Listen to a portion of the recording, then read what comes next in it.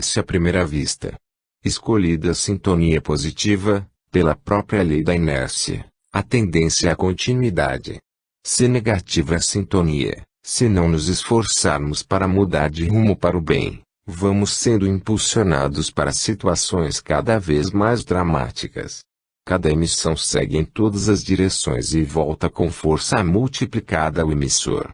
Saulo, homem altamente intelectualizado e ocupante de posição proeminente na sociedade da época, mas sintonizado momentaneamente com as correntes do mal, representada na pessoa de frios e dominadores sacerdotes encarnados e por inimigos desencarnados do progresso da humanidade, tornou-se um dos porta-vozes mais perigosos da oposição à mensagem do Cristo para o nosso planeta. Com sua oratória altamente qualificada e sua pujante capacidade de articulação política, estava sendo inconscientemente manipulado pelas correntes do mal. Felizmente, o encontro com Jesus desarticulou o conúbio de forças negativas, desplugando-o dos seus obsessores encarnados e desencarnados e fazendo-o cair em si e dar início à missão que lhe tinha sido destinada desde antes do seu nascimento naquela encarnação. Sua biografia representa um exemplo notável de como se pode fazer o bem ou o mal, dependendo do direcionamento que damos à nossa sintonia. Podemos ser Saulos ou Paulos de Tarso, conforme a direção que imprimimos aos nossos potenciais. 4. A autorreforma moral. Com o advento da civilização, o que, como já visto, ocorreu há mais ou menos 6.700 anos, surgiram as manifestações culturais, das quais iremos abordar algumas, que estão ligadas mais diretamente à ética, que são a religião, o direito e a filosofia. A religião pode ser entendida como o conjunto de conhecimentos sobre as relações entre os seres humanos e Deus, normalmente com base em revelações mediúnicas, pois a maioria delas se formou e se desenvolveu através de médiuns, como Moisés e os antigos profetas. Quanto ao judaísmo, Jesus e seus discípulos no que diz respeito ao cristianismo, Maomé na fundação do islamismo etc. É normalmente tido como natural, dentro das correntes religiosas, o contato entre pelo menos alguns adeptos e o mundo espiritual. O direito é o acervo de regras impostas pelo Estado aos cidadãos, visando a regulação das relações sociais. O conceito de filosofia deve ser estabelecido por exclusão das áreas da religião e da ciência, ou seja, é o resultado das reflexões sobre tudo que existe, todavia tendo como única ferramenta o próprio raciocínio humano. Sócrates representa uma exceção dentro da filosofia, pois se afirmava em constante contato com o mundo espiritual, recebendo dos seus orientadores as informações mais importantes. Todavia, a filosofia acadêmica, sobretudo a atual, procura ignorar esse dado a respeito do mais sábio dos filósofos, aliás, seguindo a tradição reducionista da filosofia, que tende normalmente para o materialismo, pelo menos a partir do iluminismo. Quanto a este último, representou um movimento de intelectuais europeus de desvinculação da ciência, da filosofia e da arte da dominação do catolicismo e das correntes protestantes, os quais, durante muitos séculos, escravizaram o conhecimento aos seus dogmas, consagrando a fé cega e retardando a evolução da razão.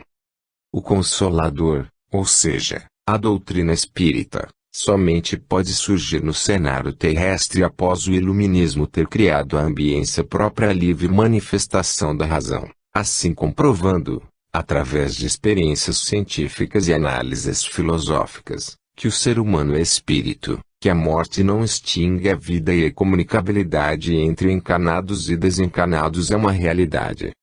Como se sabe, a doutrina espírita surgiu como ciência e filosofia de consequências morais, passando, somente depois de algum tempo, sobretudo já no século XX, principalmente graças às obras psicografadas por Francisco Cândido Xavier e sua vida de grande apóstolo de Jesus, o Espiritismo passou a ser reconhecido como religião, principalmente no Brasil.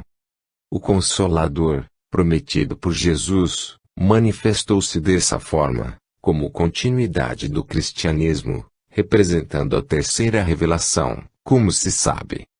A ética, como dito, é estudada basicamente nos âmbitos da religião, do direito e da filosofia, sendo que, atualmente, o materialismo mina pela base os dois últimos segmentos, fazendo com que sua ética seja reducionista, não conseguindo fazer muitos adeptos realmente convictos, pois o próprio materialismo torna a ética mero discurso vazio, afinal, acreditando que Deus não existe, que somos somente corpos putrescíveis, que não há continuidade da vida depois da morte e tudo que daí advém. Quem irá querer domar seu orgulho, egoísmo e vaidade para realmente pensar, sentir e agir em benefício alheio?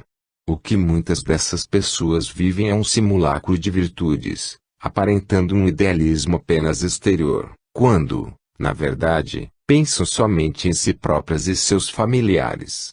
Isso faz com que os materialistas não tenham grande empenho na reforma moral. Quanto aos adeptos de muitas religiões, contentam-se em geral com as ideias que salvacionistas, ou seja, pretendem que Deus os livre de problemas e dificuldades na vida terrena e os leve para o céu após a morte. A doutrina espírita não é salvacionista, mas baseia-se na evolução, sendo cada um responsável pelo próprio aperfeiçoamento moral, devendo superar seus defeitos e adquirir virtudes. São duas formas de entender totalmente diferentes, a salvacionista e a evolucionista, com consequências práticas evidentes. Não pedimos a Deus que nos livre do aprendizado, representado pela luta do dia a dia, mas sim que nos dê forças e discernimento para enfrentá-la, evoluindo moralmente, rumo a patamares cada vez mais altos.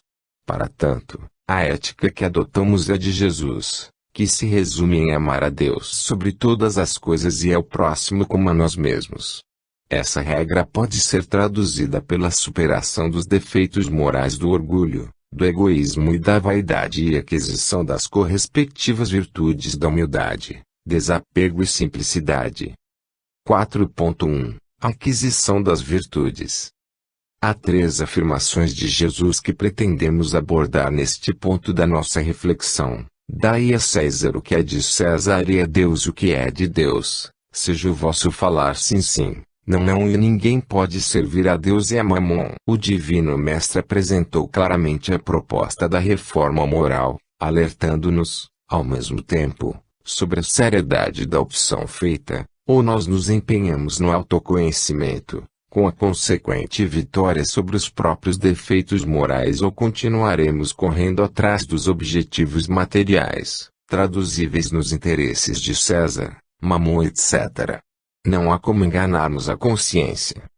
Depois de tomarmos ciência das revelações de Jesus, quanto tempo permanecemos jurando fidelidade a Deus e a César, adorando ao Pai Celestial e a Mamon, falando sim e não da forma mais incoerente possível?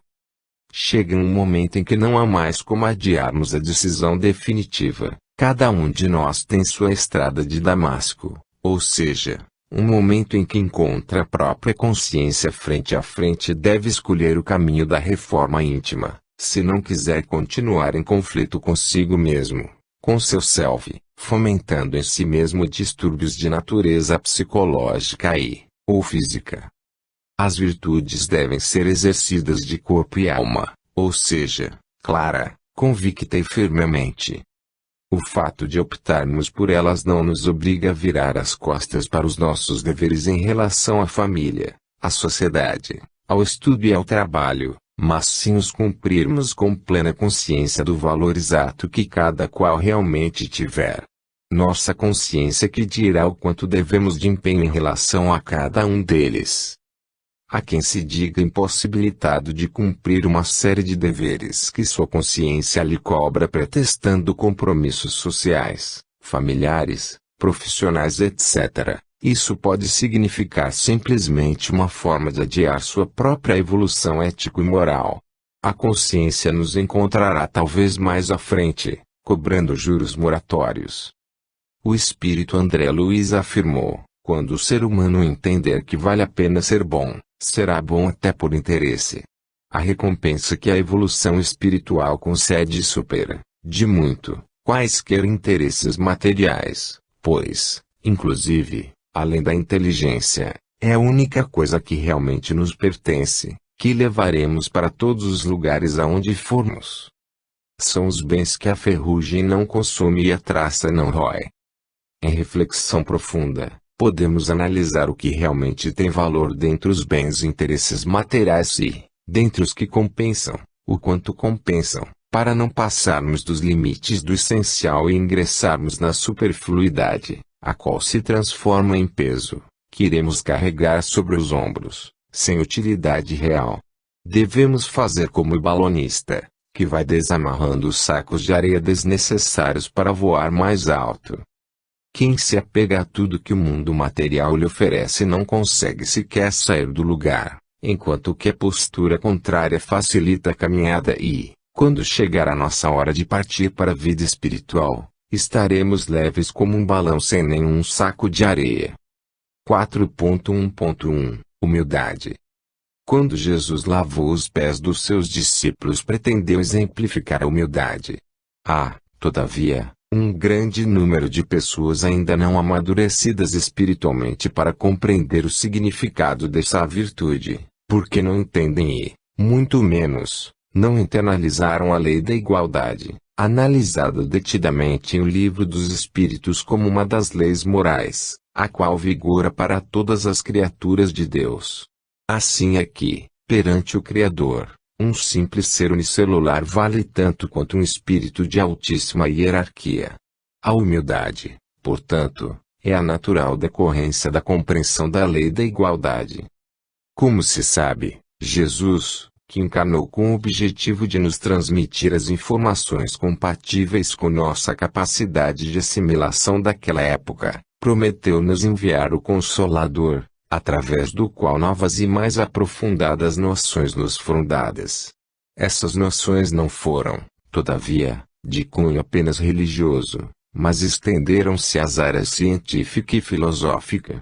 Infelizmente, sem querer desmerecer as crenças de quem quer que seja, somos levados a afirmar que relativamente poucas pessoas levaram em conta essas informações do Consolador, terceira revelação, sendo que umas continuaram aferradas às noções ultrapassadas da primeira revelação, de cunho apenas religioso, ou seja, a revelação mosaica, enquanto que a maioria dos cristãos continua sintonizada com as palavras de Jesus, segundo a revelação, apenas pro forma, compondo estatísticas, mas grande parte sem investimento na reforma interior, que ele priorizou.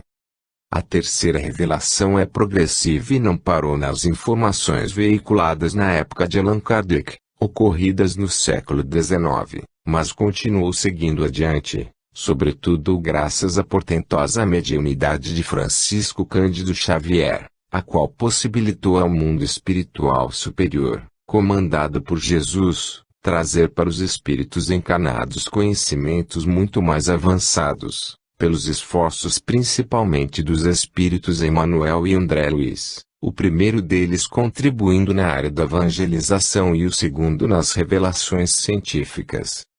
Na verdade, a contribuição da doutrina espírita na área científica é extremamente relevante, apesar de negada pelos cientistas que não se dispõem a testar as afirmações feitas pelos espíritas e pelos espíritos superiores através dos médiuns. A visão cristã sobre a humildade, sob as luzes da doutrina espírita, adquiriu mais amplitude e profundidade, justamente pelos esclarecimentos científicos veiculados pelo espírito André Luiz. Depois disso, não podemos mais nos sentir tão virtuosos, como se fôssemos verdadeiros santos, pelo fato de nos considerarmos iguais a todos, porque ficamos sabendo, pelas informações dadas em Evolução em Dois Mundos, que todos percorremos o mesmo caminho evolutivo, da bactéria ao vírus até chegarmos à fase humana. Apenas, uns de nós são mais antigos que outros, mas temos todos a mesma essência. Não ter humildade, ou seja, não ser igualitário, representa não apenas pobreza moral, mas até indigência intelectual, porque dá a entender nossa ignorância sobre a própria ciência biológica, se estudada em profundidade. Ser humilde passou a mera questão de superioridade cultural. Os cientistas do mundo material, apegados às pobres percepções dos cinco sentidos e, principalmente, ao reducionismo, predominante nas universidades e academias, não conhecem a sequência evolutiva por inteiro, que passa por fases alternadas entre a vida na matéria e a vida espiritual, sendo que as vivências nesta última são muito mais progressistas que as primeiras, justamente porque a essência espiritual desencarnada fica mais acessível às interferências transformadoras nelas impressas pelos espíritos biólogos encarregados da evolução dos seres. Assim, nossa ciência fica fragmentária, por lhe faltarem várias peças do mosaico da evolução dos seres. O próprio Charles Darwin, infelizmente materialista consumado, enxergou apenas o lado material dessa trajetória e, pior que isso, cometeu o equívoco de, através da ideia da seleção natural, indiretamente incentivar o espírito de competição doentia, que hoje serve de parâmetro para as coletividades humanas, fazendo com que as pessoas praticamente se entredevorem, ao invés de se ajudarem mutuamente, desatento da realidade da natureza, em que se observa a cooperação, consciente ou inconsciente, entre todos os seres, animados ou inanimados, inclusive entre os próprios seres humanos, pois somos essencialmente interdependentes.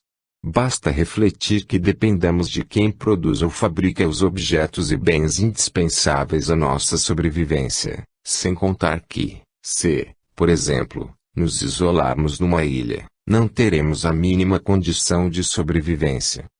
Humildade não significa, para nós, outra coisa que o conhecimento da lei da igualdade.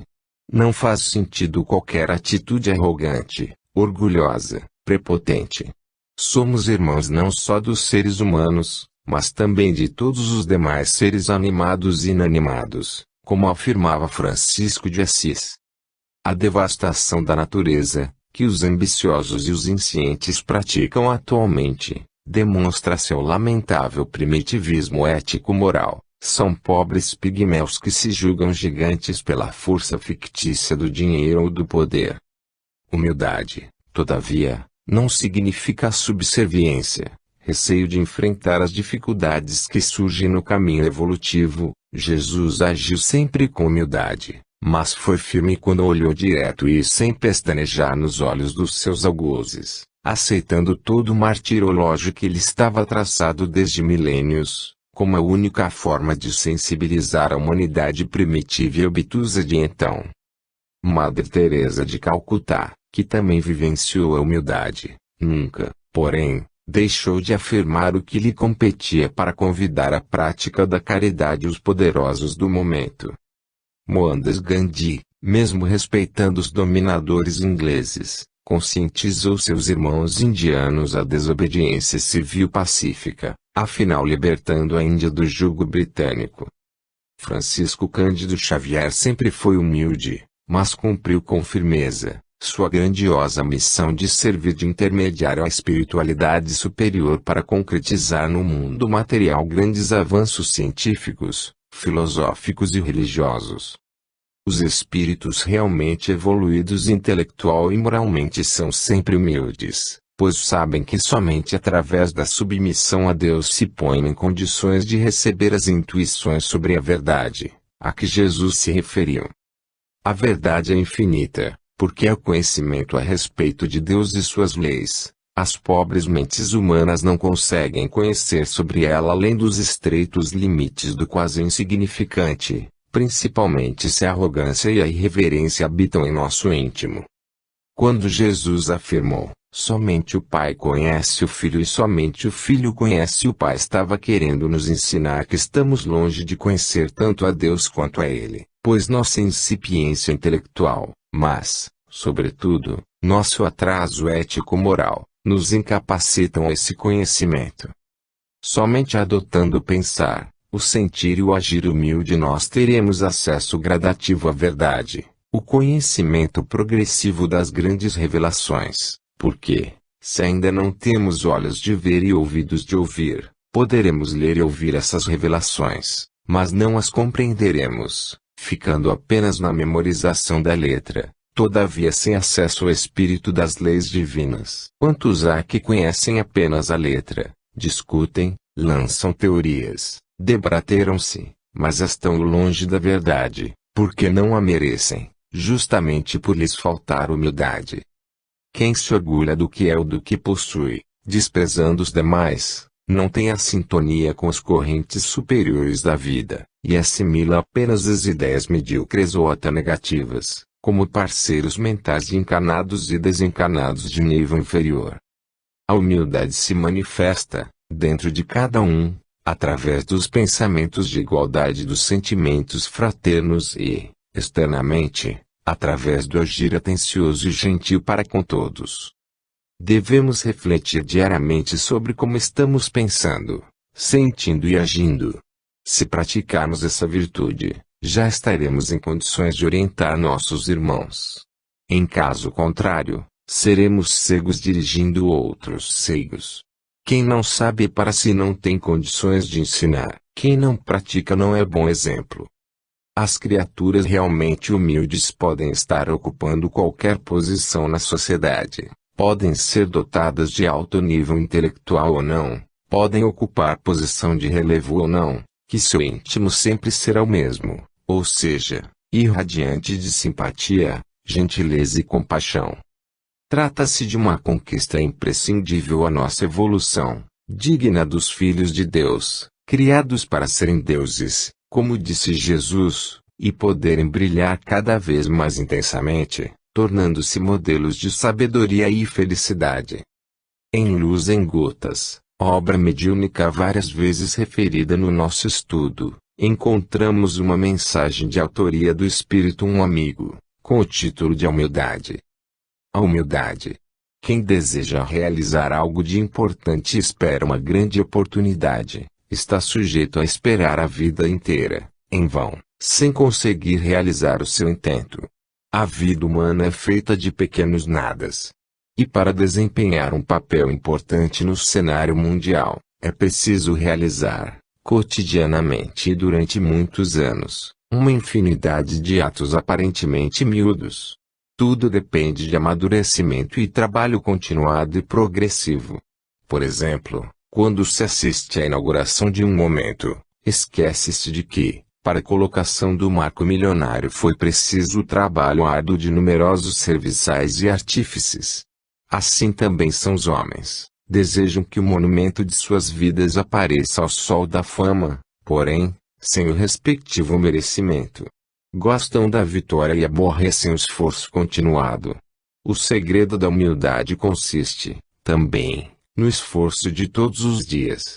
Desejar ser humilde repentinamente é o mesmo que pretender que a pedra bruta, sedimentada na montanha, transforme-se, instantaneamente, em mármore brunido de Carrara.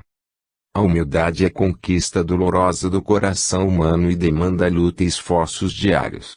Nos pequenos choques, nas lides familiares, nos ataques intempestivos dos nossos amigos que passam a não nos compreender mais, nas dores, nas moléstias, no ódio gratuito que alguém nos vote, assim é que desenvolvemos o novo sentido da humildade e da compreensão.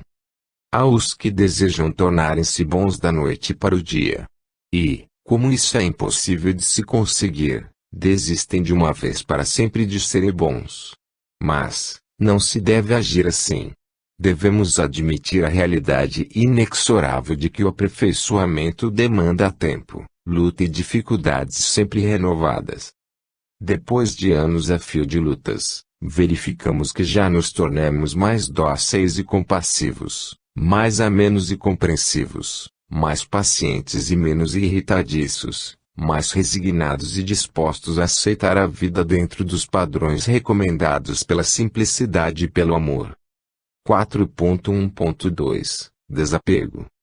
Jesus afirmava não ter uma pedra onde recostar a cabeça, ensinando que nada nos pertence realmente. Sabemos que toda a criação é mero produto do pensamento de Deus e simplesmente desapareceria se Ele assim o quisesse. Apegar-se ao que quer que seja significa desconhecimento dessa realidade básica. Quanta gente se apega a bens e interesses puramente materiais, como se sua posse fosse durar para sempre, a pessoas, como se fossem meros objetos, de que pudessem dispor e comandar sem limites, e assim por diante.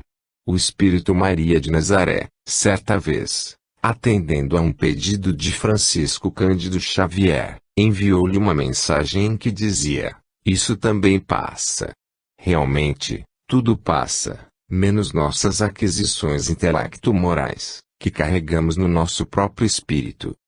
Desapegar-se é imprescindível, sem significar desamor ou desinteresse pelos nossos irmãos, mas devemos realizar nosso trabalho no meio onde fomos chamados a atuar como meros semeadores, sem, todavia, aguardar os resultados, que não nos pertencem.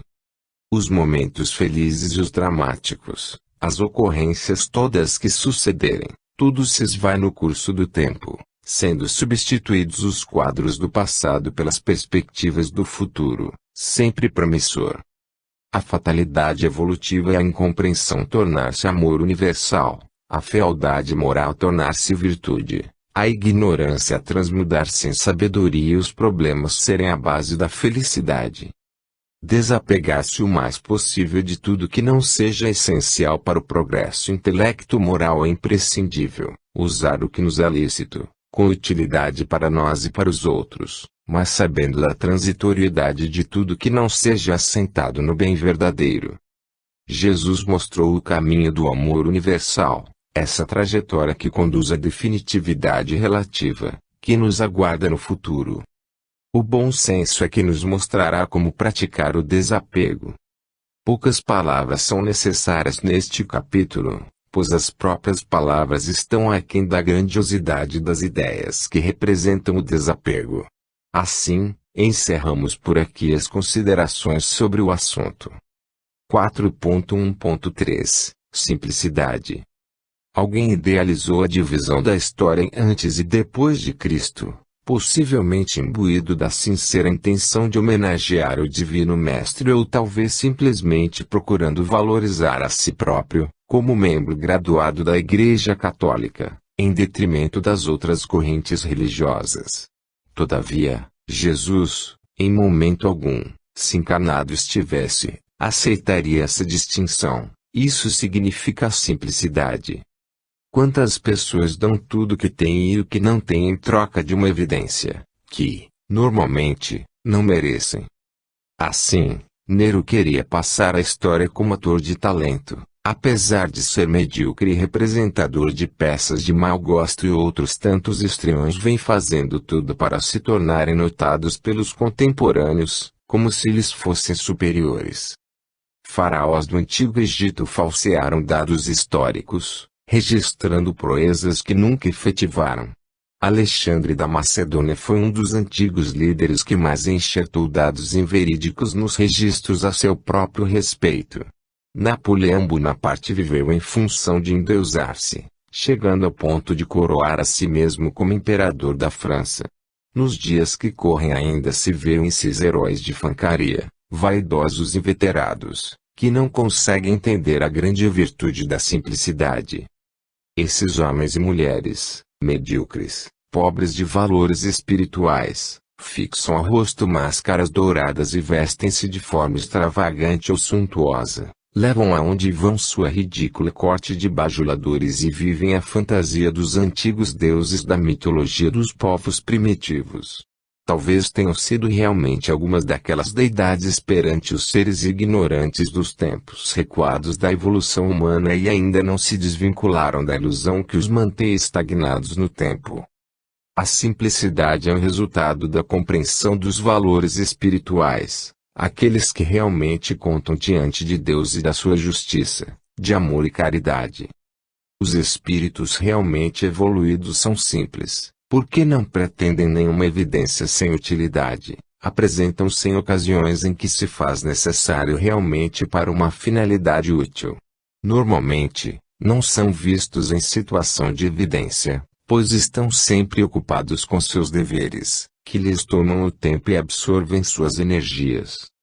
Gandhi evitava entrevistas inúteis, porque não lhe sobrava tempo na azáfama que lhe ocupava as mãos e o pensamento diariamente. Madre Teresa de Calcutá vivia tão assoberbada com seus mais pobres dos pobres e não se punha à disposição de quem pretendesse simplesmente satisfazer a curiosidade de vê-la e ouvi-la discorrer sobre seu trabalho humanitário.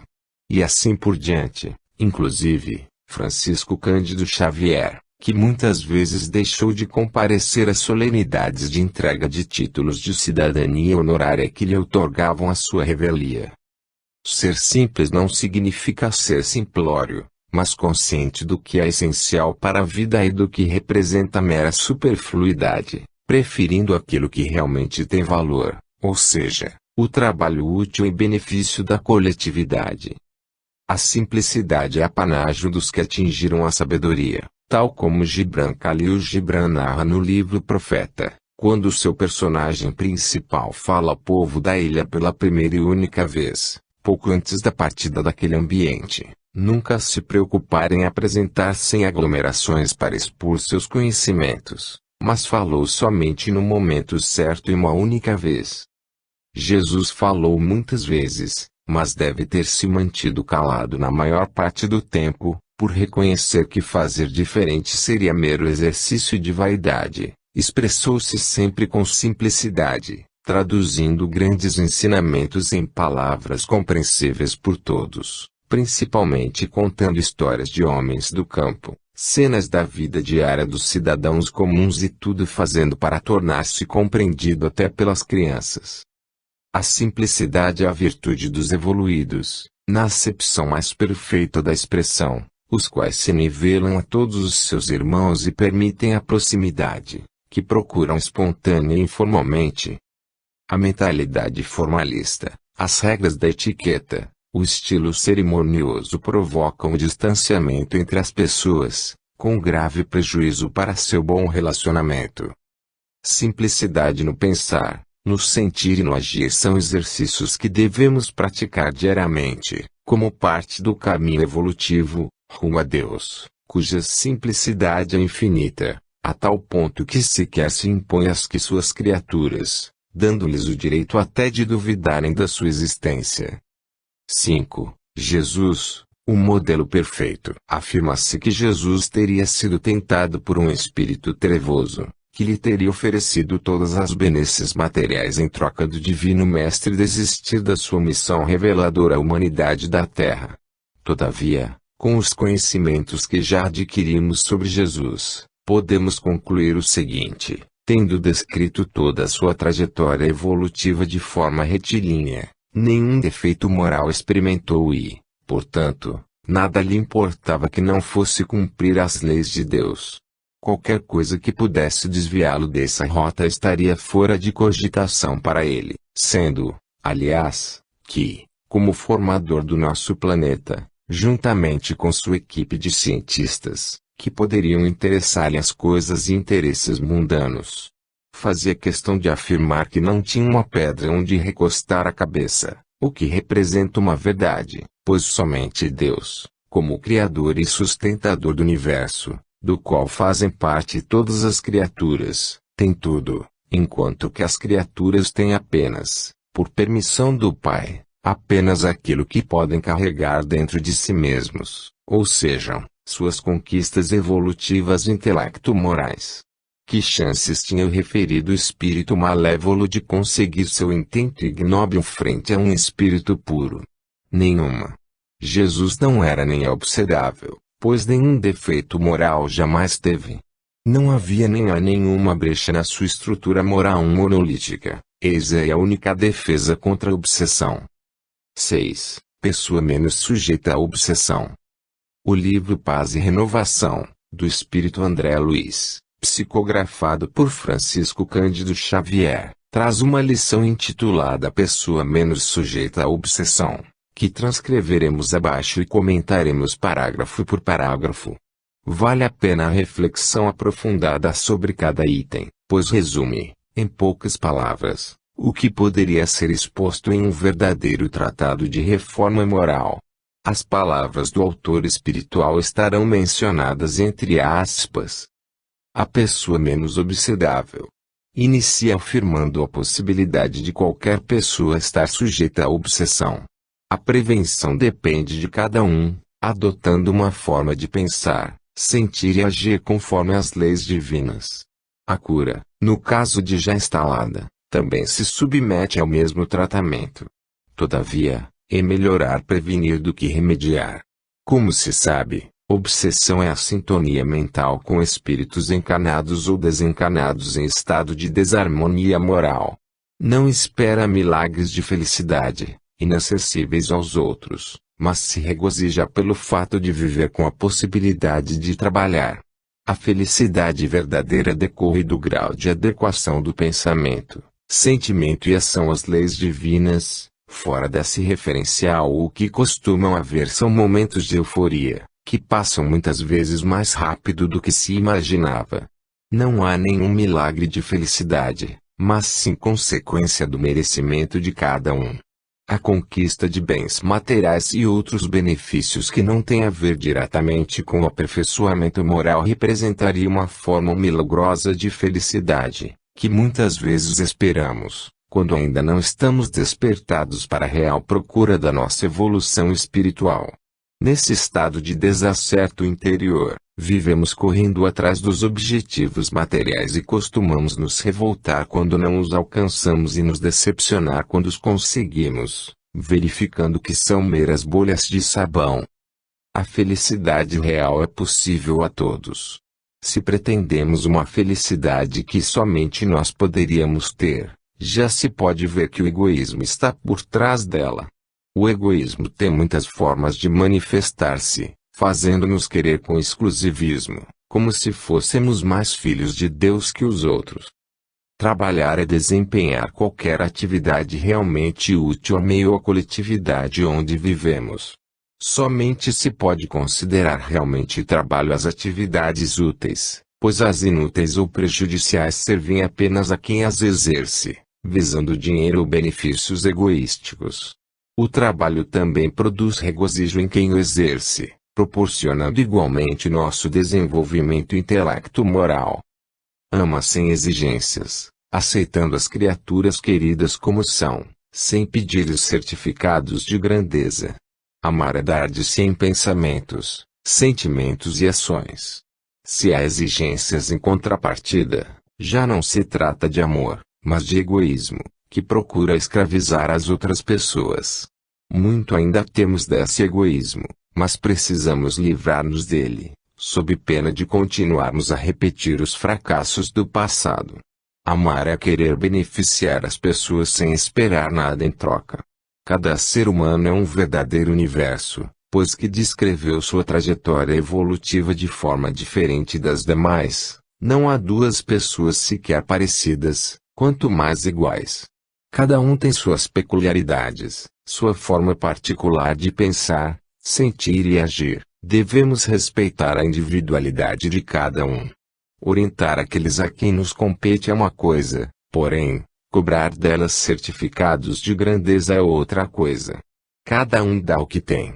O autor espiritual não nos aconselha a omissão, mas sim o respeito aos outros.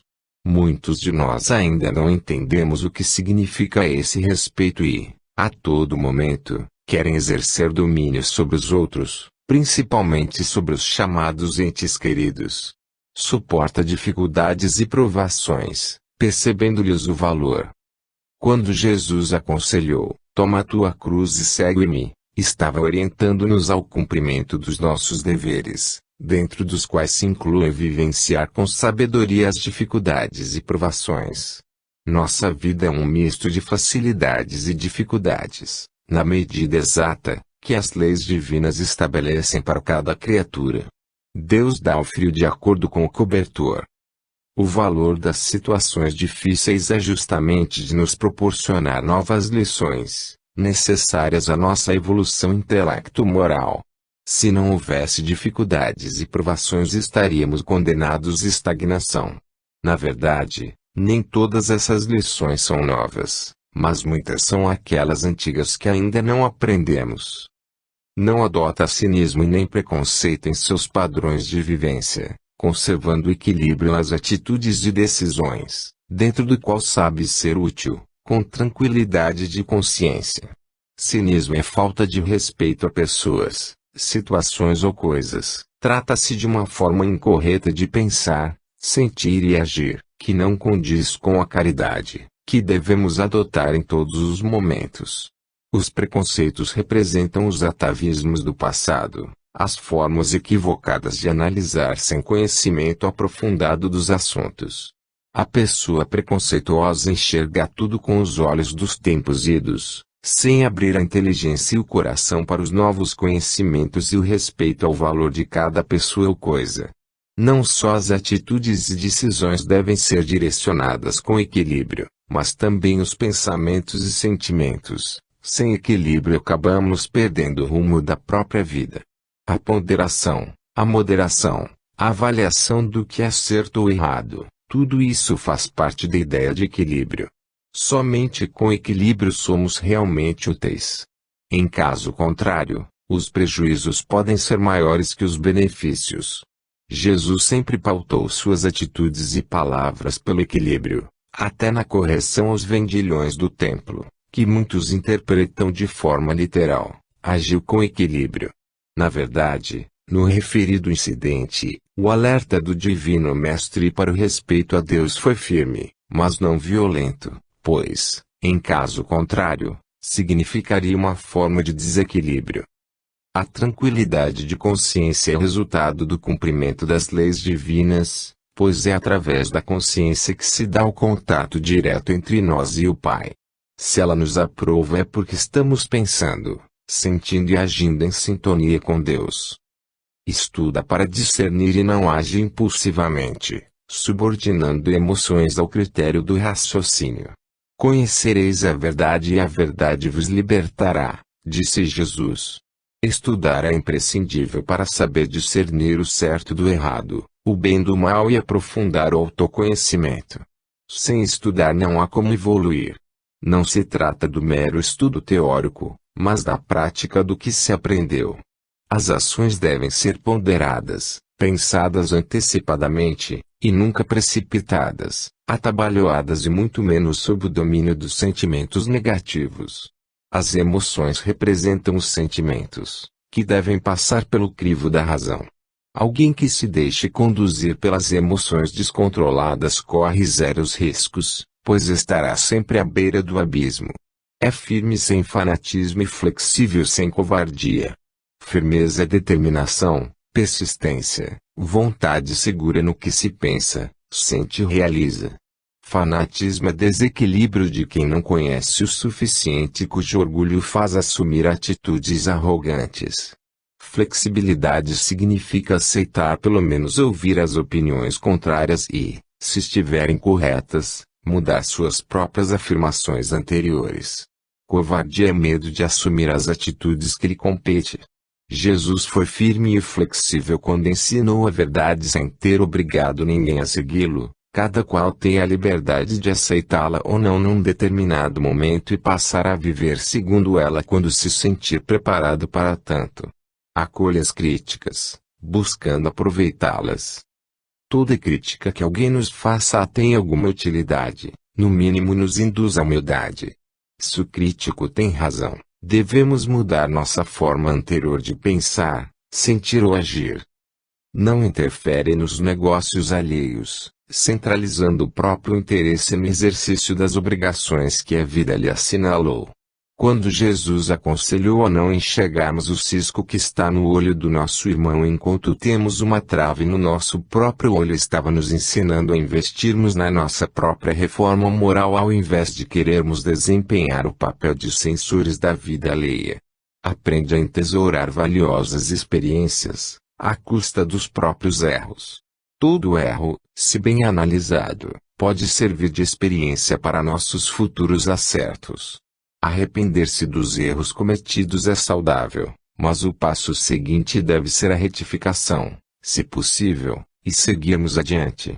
Jesus disse: vai e não peques mais. Não incentivou o remorso improdutivo, mas sugeriu a correção de rumo, a iniciativa de mudar de vida.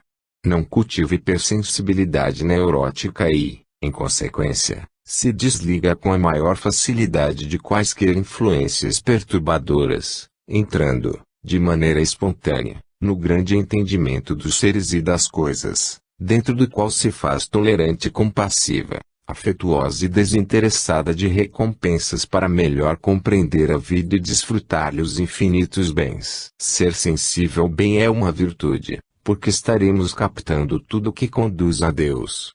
Ser sensível ao mal é sintonizar com ele, com graves prejuízos para nós próprios.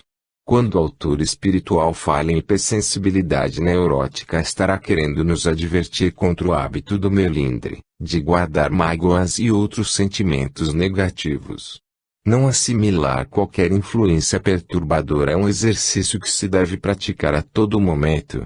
Há muitas instigações ao desequilíbrio, mas devemos assumir uma postura interior adequada para que nenhum pensamento ou sentimento negativo se instale em nosso psiquismo e, assim, nossas atitudes serão sempre de entendimento dos seres e das coisas, sem julgamentos maliciosos ou rigoristas e sem análises negativas ou injustas. A tolerância é uma das características dos espíritos evoluídos, não julgam os outros. Jesus falou: eu a ninguém julgo.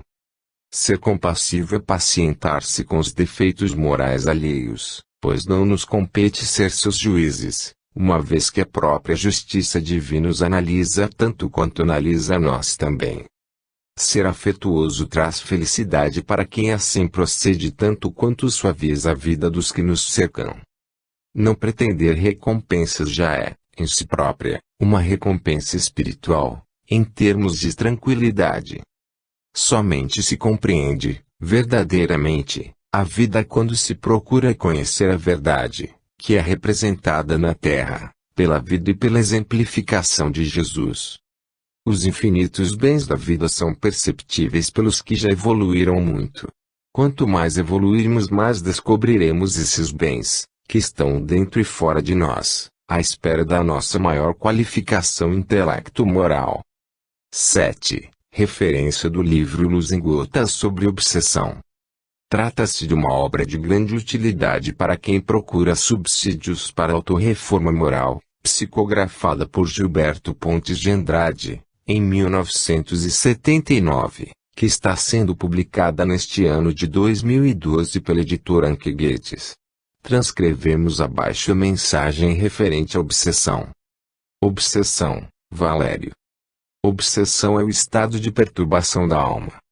Em toda parte e em todas as épocas, a obsessão foi e continua sendo um mal originário do espírito. Muitas vezes, a obsessão tem suas origens nas ações censuráveis, praticadas nesta mesma existência física. Porém, na maioria das vezes, resulta de violações da lei divina praticadas em vidas passadas. A obsessão pertinaz se mantém em virtude das contínuas vibrações odiosas, dirigidas pela antiga vítima na direção do seu ofensor de outros tempos, muitas vezes seguindo-o até por muitas encarnações seguidas. Um dia, porém, chega o dia da libertação do obsidiado. Por isso, devemos evitar as ações perversas ou imorais, uma vez que cada pensamento ou ação, com essas características inferiores, postos em movimento na direção de alguém, cria na mente do emissor uma indesejável herança sob a forma de perigosa toxina. E a vítima da ofensa grave, se não perdoar, retorna para junto do ofensor, procurando prejudicá-lo com suas emanações mentais doentias e produzindo, com isso, enfermidades sem cura, e até anormalidades mentais.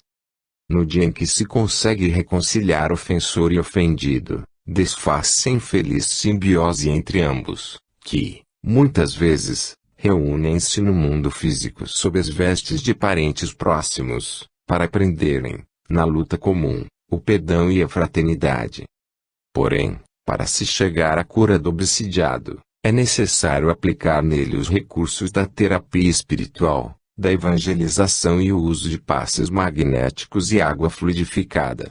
E, dependendo da boa qualidade do tratamento e dos merecimentos do obsidiado e do obsessor, consegue-se a cura total ou parcial do processo. Nesses tratamentos, a prece é o mais importante medicamento, pois consegue penetrar no psiquismo de ambos os necessitados, retirando de suas mentes os fluidos negativos acumulados, o que lhes facilita raciocinar e melhor compreender as palavras de paz que lhes forem dirigidas. 8. Onde o homem tiver o seu tesouro. Jesus afirmou: onde o homem tiver o seu tesouro, aí estará o seu coração.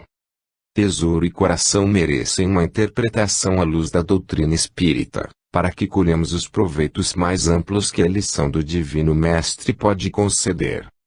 Tesouro representa nossas metas de vida, sendo realmente a mais importante o cumprimento dos nossos 3 deveres: amor a Deus, amor a nós próprios e amor aos demais seres da criação. O amor a Deus se traduz na gratidão e pensamentos de obediência que devemos nutrir em relação ao nosso verdadeiro Pai, que nos criou como seres simplérrimos, há cerca de 2 bilhões de anos, com a destinação de evoluirmos através das sucessivas reencarnações, passando pelos reinos inferiores da natureza até chegarmos à perfeição relativa a todos destinada. O amor a nós próprios representa, sobretudo, o investimento na superação dos nossos defeitos morais, que são o orgulho, o egoísmo e a vaidade, com a aquisição das respectivas virtudes da humildade, desapego e simplicidade. O amor ao próximo engloba o auxílio a todos os demais seres da natureza, a fim de que também evoluam, rumo a Deus. Outros tesouros, ou sejam, outras metas, são secundários em relação a esses e, na verdade, muitos tesouros são metais falsos, líquidos venenosos, miragens enganosas, paraísos ilusórios e pesadelos disfarçados de lindos sonhos. Muitos vivem em função dos tesouros enganosos, principalmente se concentram no orgulho, egoísmo e vaidade, perdem o tempo, sofrem desenganos, desviam-se da rota e contribuem para o sofrimento alheio. É preciso autoanalisarmos-nos diariamente, antes de dormir, como aconselhava o Espírito Santo Agostinho, para verificarmos quais são realmente os nossos tesouros. Coração representa os nossos pensamentos, sentimentos e atitudes. De acordo com nossas metas de vida, estaremos pensando, sentindo e agindo no bem ou no mal, através da sintonia mental com aqueles que estão naquela faixa específica. A questão da sintonia mental é muito bem explicada pela doutrina espírita, informando-nos que a todo momento optamos pela convivência psíquica com espíritos bons ou maus, sábios ou ignorantes. Emitimos ondas mentais de determinada qualidade ética e recebemos outras de idêntica qualificação. Não há como enganarmos a lei da afinidade nem a lei de causa e efeito, que regulam esses fenômenos. Se já conhecemos esse ponto do curso da nossa alfabetização espiritual, devemos proceder pelo pensamento, pelo sentimento e pelas ações conforme a lição aprendida. Cabe-nos igualmente o dever de, por alguma forma, contribuir para informar os inscientes dessa lição sobre ela e sua importância na vida de cada um. Deus, na sua sabedoria e amor infinitos, coloca as pessoas certas nos lugares certos e nos momentos certos, para todos aprendermos com os outros, trabalharmos em função dos outros e ninguém ficar sem os recursos mínimos necessários à sua própria evolução. Conhecendo determinados princípios mais avançados, que a doutrina do Consolador nos propicia, pensemos no bem, sintamos no bem e hajamos no bem, para o nosso próprio bem e o daqueles que podem se beneficiar com a nossa evolução. Que Deus nos abençoe e nos faça conscientes e úteis. Vai e não peques mais. Vai ir, a que Jesus se referiu, pode ser interpretado apenas no sentido literal, de sair do local onde tinha conversado com o Divino Mestre, mas Jesus não se limitava às coisas materiais e tudo o que pronunciava tinha um sentido espiritual, profundo, muito além das cogitações rasteiras da realidade terrena, pois ele falava para o Espírito Eterno, a fim de marcá-lo para sempre. Portanto, podemos tranquilamente entender que essa expressão significa seguir adiante na jornada de cada hora e de cada dia, quer o espírito esteja encarnado ou desencarnado. A vida é uma sequência de momentos pelos quais somos responsáveis, provocando acionamento, pelos nossos pensamentos, sentimentos e atitudes, da lei de causa e efeito. Jesus não foi imperativo, dando uma ordem, pois nunca deu ordem a ninguém, mas foi aconselhador, como um mestre deve ser, ao indicar o caminho da evolução, não emitiu voz de comando, mas, carinhosamente, propôs que cada um siga em frente, rumo a um futuro cada vez mais consciente e luminoso. Ele sabe que cada um caminha no ritmo que seu livre-arbítrio escolhe. Por isso também devemos saber que não temos condições de analisar se outrem está evoluindo lenta ou rapidamente, uma vez que somente Deus sabe o que se passa na intimidade de cada um e mede o quanto cada um já avançou e o quanto merece em termos de salário espiritual. Cada um vai conforme seu nível evolutivo.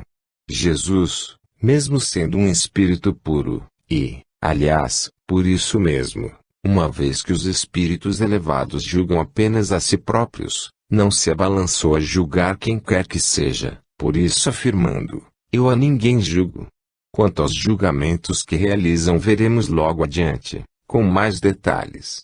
Nos episódios evangélicos em que cabia aquela forma de aconselhamento, apenas disse: vai. A estrada evolutiva é individual e as conquistas intelecto-morais são tão particulares quanto é o número de seres da criação, ou seja, incalculável para nós, pois temos de considerar não apenas em termos do planeta Terra, mas sim do universo. Ir adiante não significa pular etapas, mas cumpri-las uma a uma, pois que a natureza não dá saltos. Por outro lado, não significa acomodar-se nos vícios e nas falhas morais em geral, mas convém que atentemos para a reflexão do quanto ainda somos imperfeitos. Os espíritos que se encontram no mundo espiritual costumam enfrentar agudas dores conscienciais, pois enxergam o quanto erraram e o quanto lhes falta realizar interiormente, substituindo os clichês negativos pelos positivos. Zaqueu foi adiante, Maria de Magdala igualmente e o mesmo fez Paulo de Tarso. Em compensação, outros tantos destacaram no horizontalismo dos interesses materiais, porque eram espíritos pouco evoluídos ou, mesmo tendo condições de avançar, por má vontade, preferiram não olhar a própria consciência face a face. Atualmente mesmo, a maioria caminha muito pouco na senda evolutiva, desatendendo o aconselhamento de Jesus: vai. Aqueles que se esforçam para merecer chegar ao mundo espiritual menos sobrecarregados de dramas conscienciais devem ir adiante, cumprindo seus deveres morais, porque, em caso contrário, antes mesmo da desencarnação, a lei de causa e efeito poderá alcançá-los e fazer-lhes colher os frutos das sementes que plantaram. Com razão se diz: a sementeira é livre, mas a colheita é obrigatória. 2. Não pecas. Chico Xavier, que muitos endeusam, porque não iniciaram a autorreforma moral, sabia muito bem das deficiências que ainda lhe pesavam na consciência daquela encarnação e das outras anteriores. Os espíritos superiores não se consideram imunes a erros e, aliás, enxergam suas falhas com olhos muito mais apurados que nós outros, para quem muitas falhas são tratadas como indiferentes, ou até como virtudes. Por isso, Chico nada exigia de ninguém em termos de conduta ou forma de pensar ou sentir. Sabedor verdadeiro das próprias limitações, a compaixão e o perdão lhe eram naturais e espontâneos. Ao invés de alardear virtudes, reconhecia-se devedor e incentivava os demais, delicadamente, a procurarem a felicidade através da compaixão de uns pelos outros. Nenhuma comparação fazia entre ele próprio e as demais pessoas, procurando, ao contrário, amar naturalmente sem julgamentos ou desprezo a todos indistintamente. Aliás, assim fazem os espíritos superiores, que imitam Jesus, a ninguém desmerecendo-o, porque sabem que cada um dá o que tem e que somente faz o mal quem não consegue ainda realizar o bem. Chico foi muito incompreendido, sobretudo pelos que gostam de entronizar os que se arvoram em líderes das massas, tiranos disfarçados, ditadores que procuram escravizar em vez de libertar. Assim também aconteceu com Jesus, pois os orgulhosos